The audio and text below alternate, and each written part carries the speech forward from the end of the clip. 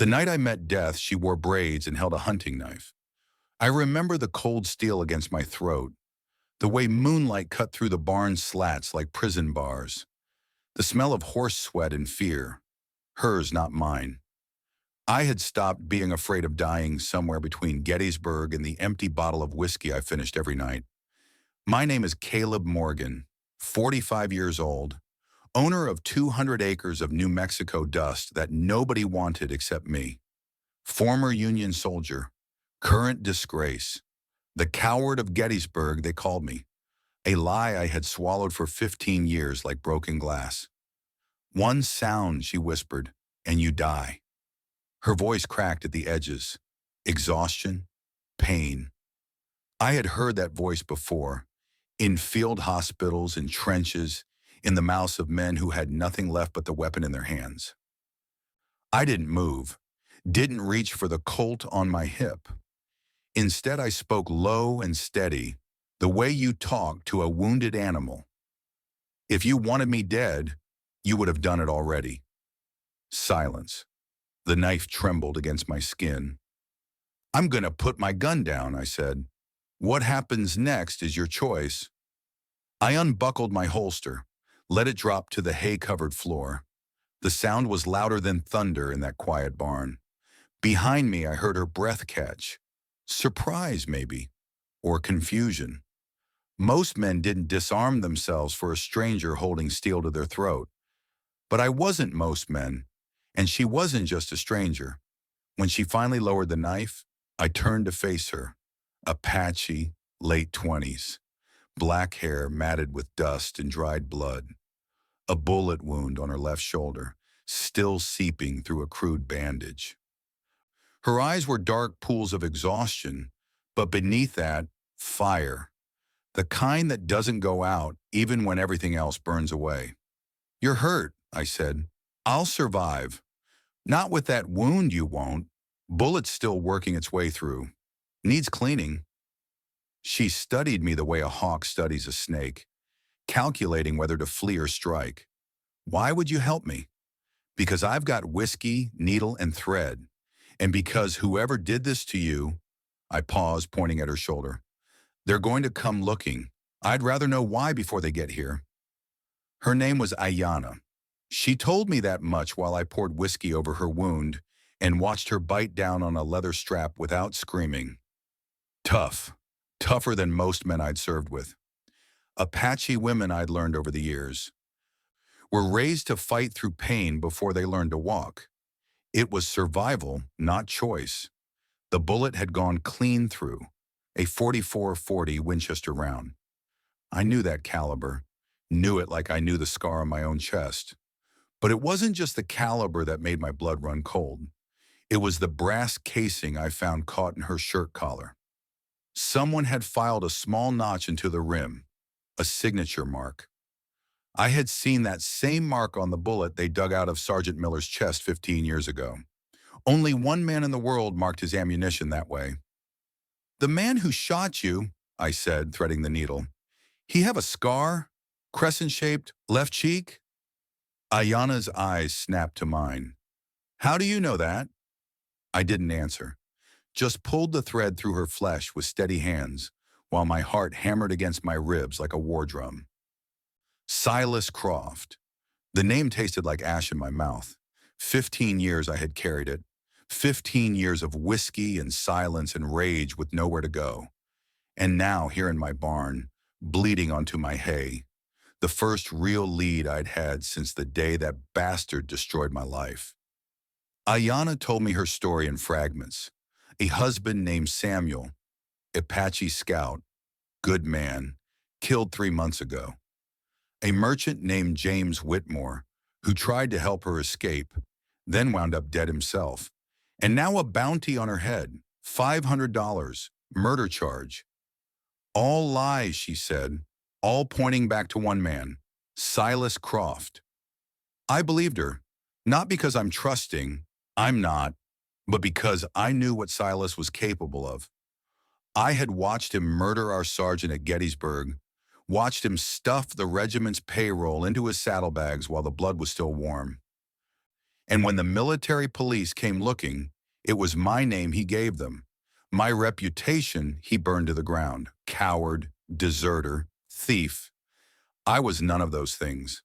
But try proving it when the only witness is the devil himself. Outside, the wind shifted. Horses whinnied in the corral, nervous, agitated. I moved to the window and saw them in the moonlight.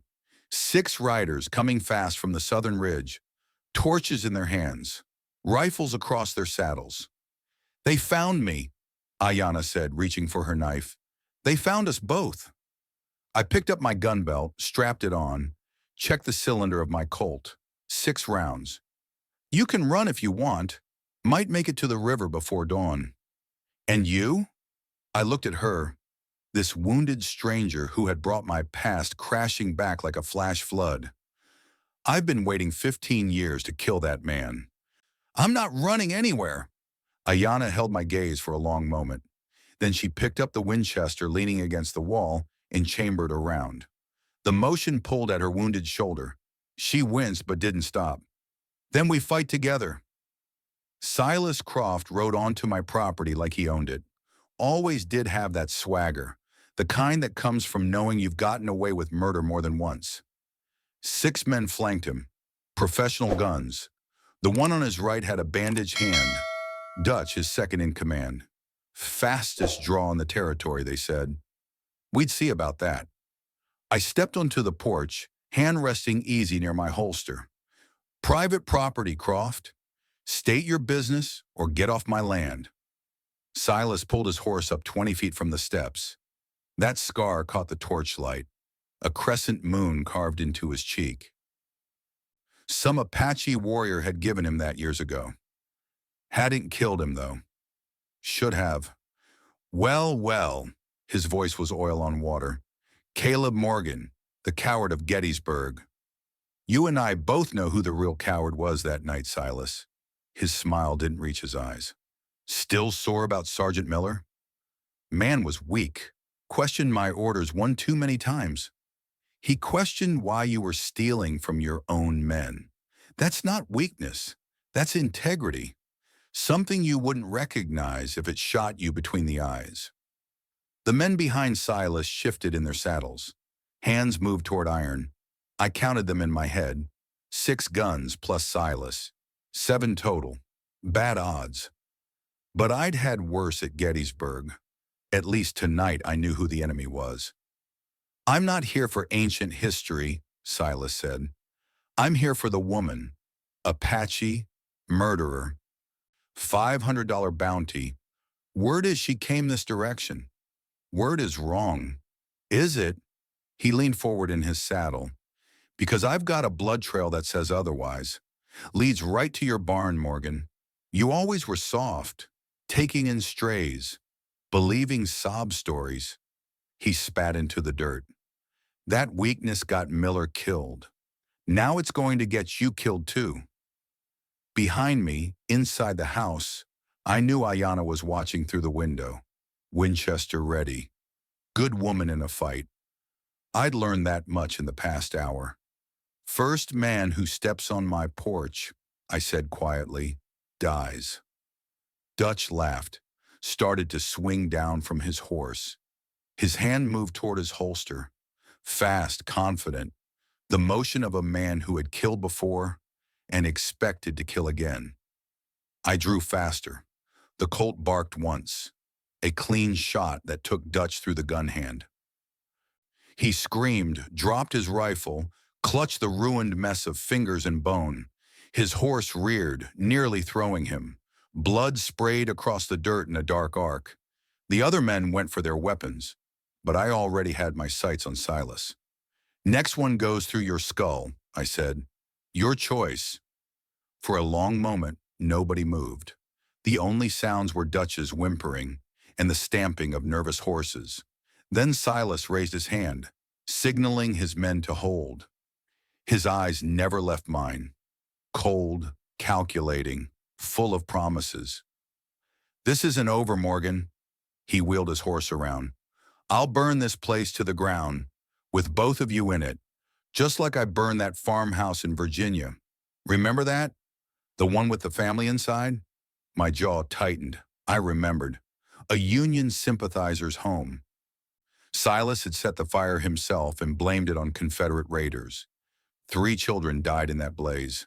Ride away, Silas, while you still can. They rode off into the darkness, carrying Dutch's moaning carcass with them. I watched until the torchlight disappeared over the ridge. Then I lowered my gun and let out a breath I didn't know I'd been holding. We had maybe 6 hours until dawn, less than that before Silas regrouped and came back with more men. We need to fortify, I said, stepping back inside. Sandbags at the windows, tripwires in the yard. You know how to set a snare? Ayanna nodded. My husband taught me, before they took him. Good, we'll need them. We worked through the night. No wasted words, no unnecessary movement. Just 2 people preparing for war, the way soldiers do.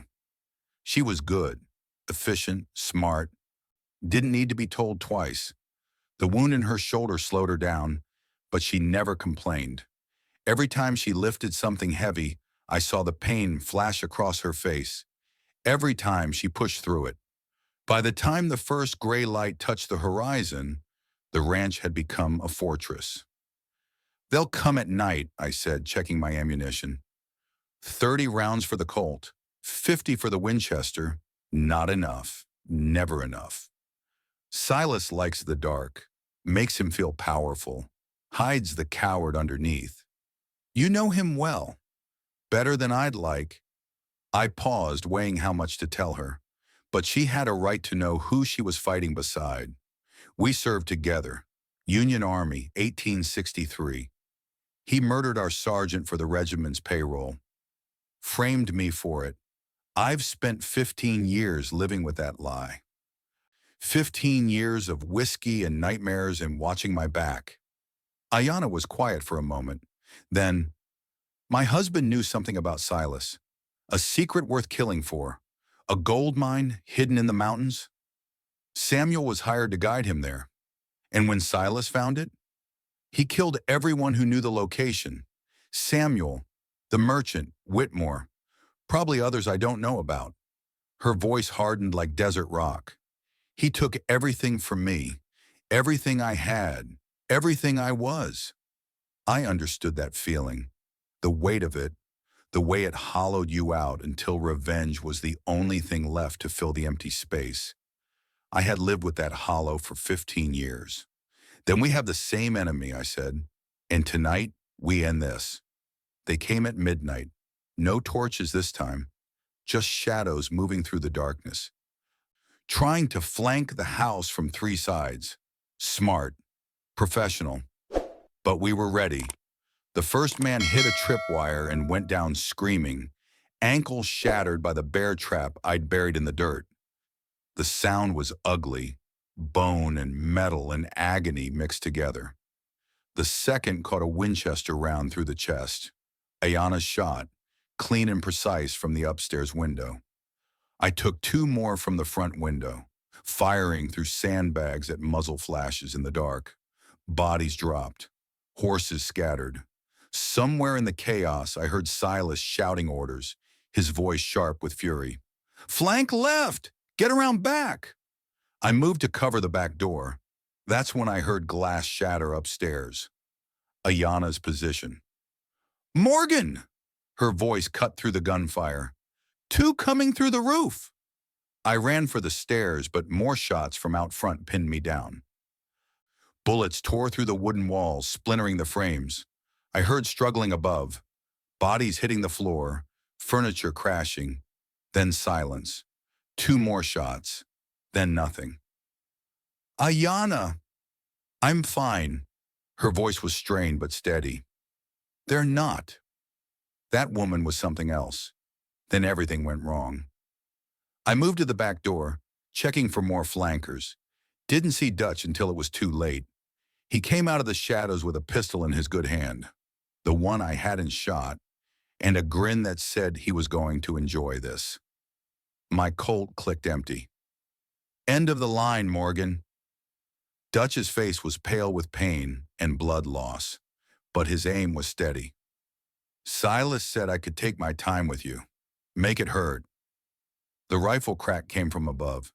Dutch's grin disappeared along with most of his skull. He crumpled to the dirt, dead before he hit the ground. Blood pooled around him, black in the moonlight. I looked up. Ayanna stood on the roof, Winchester smoking in her hands. The wound on her shoulder had reopened. I could see fresh blood soaking through her shirt, but she stood straight, fierce, unyielding. "Thought you said you weren't a fighter," I called up. "I said I don't like killing." She chambered another round with a practiced motion. "Doesn't mean I can't. Apache women learn young. Fight through pain or die." By dawn, 4 of Silas's men lay dead in my yard. 2 more had fled into the night, wounded and broken. But Silas himself was gone, retreated toward town to lick his wounds and gather reinforcements. I stood over Dutch's body, reloading my Colt. "He'll come back," Ayanna said, climbing down from the roof. She moved carefully, one arm pressed against her shoulder. "With more guns, more men." "I know." I holstered the weapon. "That's why we're not waiting. We're going to hit him first, before he has time to regroup." We rode hard through the morning heat, pushing the horses as fast as they could handle. Dusty Creek was 15 miles east, a nothing town with a frightened sheriff and a saloon where men like Silas Croft could buy loyalty by the bottle. I carried 2 guns, my own Colt, and another, older, worn but oiled and ready. Sergeant Miller's pistol. I had taken it from his body at Gettysburg, kept it hidden for 15 years, waiting for this day, waiting for justice. "There's something I need to show you," Ayanna said as we crossed into the foothills. "The mine. Samuel showed me once before—" She stopped, swallowed the grief. "It's not far from here. We found the cave entrance hidden behind a waterfall, just like she described. The water was thin this time of year, barely a trickle over ancient rocks. Inside, the air was cool and stale. Old mining equipment lay scattered across the floor. Picks, shovels, rusted lanterns, and bodies. 3 of them, preserved by the dry mountain air. 2 men and a woman, all shot execution style, single rounds to the back of the head. Silas's trademark. I recognized the merchant, Whitmore, from the wanted posters. The others were strangers, until Ayanna knelt beside the smallest body and began to cry. "Samuel." I gave her a moment. Grief needs space. I had learned that the hard way. Then I checked the 3rd corpse, an older man with calloused hands and a leather document case still clutched against his chest. Inside, I found papers, legal papers, a land deed and mining claim, signed and notarized by a judge in Santa Fe. "This man owned the mine," I said. "Legally. Silas killed him for it. Killed all of them to cover his tracks." Ayanna wiped her eyes, reached for Samuel's hand, and pulled something free from his frozen grip. A wedding ring. Simple. Silver. Still catching light after 3 months in the dark. "Proof," she whispered. I nodded. "Enough to hang him." Dusty Creek looked half dead when we rode in. Shuttered windows. Empty streets. The kind of quiet that comes when a whole town holds its breath, waiting for violence. The saloon was the only building showing signs of life. Horses out front, 4 of them. New men, fresh guns. Silas wasn't wasting time. I pushed through the swinging doors and let my eyes adjust to the dim light. Poker table in the corner. 4 men with rifles, and at the back, seated like a king on a throne of splintered wood, Silas Croft. "Morgan." He didn't seem surprised. "Didn't expect you to come to me. Thought I'd have to dig you out of that rat hole you call a ranch. Figured I'd save you the trip." I walked forward, slow and steady. My hand hung loose at my side, close to my holster. Ayanna slipped through the side door, positioning herself near the back. We'd planned this. Crossfire if things went bad. Silas's men tensed. Hands moved toward iron. "Before you do something stupid," I said, You might want to see this. I pulled Samuel's wedding ring from my pocket, tossed it onto the table in front of Silas. It spun twice, then settled with a soft clink. Found it in the mine, I said, along with 3 bodies. The Apache scout you hired to find the gold, the merchant who was helping his widow escape, and the man who actually owned the claim you've been selling shares of for the past 3 months. Silas's jaw tightened. And who's going to believe you? A disgraced soldier and a wanted murderer? I believe him. The voice came from the doorway. Sheriff Harlan, old, gray, but standing straight for maybe the first time in years. A badge on his chest and a shotgun in his hands. James Whitmore was my brother-in-law, Harlan said. I've been waiting for someone to prove what I already knew. My sister cried every night for 3 months, wondering what happened to her husband. Now I know. He leveled the shotgun at Silas. You're under arrest for murder, multiple counts. You'll hang, Croft. I'll make sure of it personally. For a heartbeat, nobody moved. Then Silas flipped the table. Everything happened at once. His men drew. I drew faster. 2 shots, 2 bodies hitting the floor before they cleared leather. Ayanna's Winchester barked from the back, taking down a 3rd man who was swinging his rifle toward me. The 4th man broke for the door. Harlan's shotgun caught him in the legs. He went down screaming, clawing at the wooden floor. And then it was just Silas and me. He had his pistol out, a fancy nickel-plated revolver, probably bought with blood money. We stood 10 feet apart, guns raised, barrels level with each other's hearts. You always were too slow, Morgan, he said. Too soft. That's why Miller died. That's why you spent 15 years drinking yourself stupid while I got rich. Maybe. I reached across with my left hand, drew Sergeant Miller's Colt from my belt. The 2nd gun Silas didn't know about. But I learned to cheat. His eyes widened. Recognition. Fear. I fired twice. Both rounds took him center mass. He stumbled back, hit the wall, slid down it, leaving a red smear on the wood. The nickel-plated pistol clattered from his fingers. I walked over, stood above him as the life drained from his eyes. That was for Miller, I said. For the sergeant you murdered. For the reputation you stole. For 15 years of hell. I leaned closer. And for everyone else you destroyed along the way. Silas tried to speak. Blood bubbled at his lips. Then his head dropped, and 15 years of waiting finally came to an end. The law works slow, but it works. Ayanna was cleared of all charges within a week. The mining claim went to the families of the dead. What was left of them? Sheriff Harlan wrote a letter to the War Department explaining what really happened at Gettysburg. 6 weeks later, I received an official pardon. My name was cleared. The coward of Gettysburg was a coward no more. It should have felt like victory. Mostly, it just felt like silence. On the day Ayanna left, I walked her to the edge of my property. She was heading west, back to what remained of her people. A journey I couldn't take with her.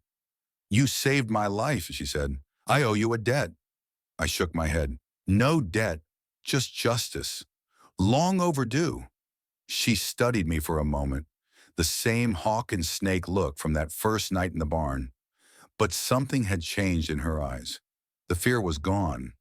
In its place was something that looked almost like peace. You're a good man, Caleb Morgan, she said. Whatever lies they told about you, don't believe them anymore. I watched her ride toward the setting sun until she disappeared over the ridge. Then I walked inside, took Sergeant Miller's Colt, and hung it above the fireplace. Some debts you pay with blood, some you pay with truth, and some, the hardest ones, you pay with time. I poured myself a whiskey, stared at the gun on the wall. For the first time in 15 years, the glass felt heavy in my hand. Wrong somehow, I set it down. Undrunk. Maybe it was time to stop drowning and start living. I thought it was over. I truly did. Until 3 weeks later, when a rider came to my gate. Young man, hard eyes, familiar jaw. He didn't draw, didn't threaten, just handed me a letter and a photograph. The letter was from Ayana, a warning. The photograph was of two boys standing in front of a farmhouse. One of them had a crescent scar on his cheek. The other one was the man sitting on the horse in front of me. "My name is Elijah Croft," he said. "You killed my brother." I looked at the photograph, looked at the young man, saw Silas in his eyes, the same cold calculation, the same promise of violence. "Your brother was a murderer." "My brother was family." Elijah tucked the photograph back into his coat. "I'm not here to kill you today, Morgan. I'm here to let you know. It's coming. When you least expect it. An eye for an eye." He turned his horse and rode away. I watched him go. Then I took Sergeant Miller's Colt down from the wall and checked the cylinder. Some men never learn that revenge is a fire that burns both ways. But I had learned something else in 15 years of waiting. I had learned to be ready. The end. Or is it? If you want to hear what happens when Elijah Croft comes calling for blood, subscribe now and hit that notification bell. In the Wild West, some feuds don't end with a single bullet. Some feuds last generations. Next time, the Brothers' Revenge.